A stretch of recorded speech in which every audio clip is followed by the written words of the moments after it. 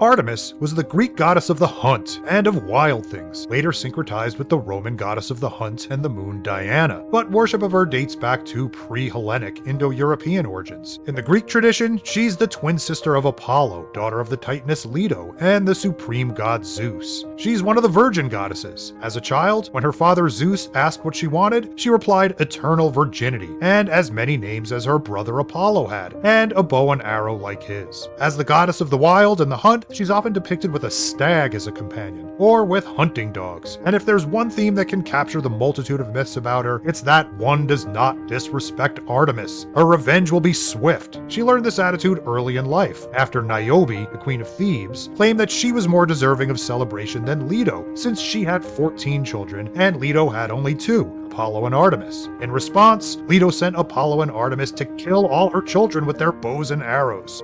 In some versions of the myth about Artemis's hunting companion, the great hunter Orion, he's killed by a giant scorpion that Gaia sends after he claimed to want to hunt and kill all the animals on Earth, and Artemis put him up in the sky as a constellation. But in another version of the Orion myth, Artemis kills him after he grabs at her robe when trying to sleep with her. In other myths, even if the respect is accidental, Artemis will not abide it. When she learns that one of her attending maidens, Callisto, had slept with Zeus and is now pregnant, she turns her into a bear. And this is even after Zeus had seduced her while disguised as Artemis, and she'd been legitimately fooled by this. Zeus afterward put her up in the sky as the constellation Ursa Major. In another myth of accidental disrespect, Actaeon was a star hunter who arranged massive hunting parties to show off his expertise. In one of these hunting parties, he breaks away from the rest of the group and comes upon a pool in the woods where he happens to see Artemis bathing with her nymphs, and he's enraptured. But this is not something that the virgin goddess Artemis will allow. When she realizes she's being spied upon, she turns Actaeon into a stag. He sees this coming and tries to run away, but it's too late.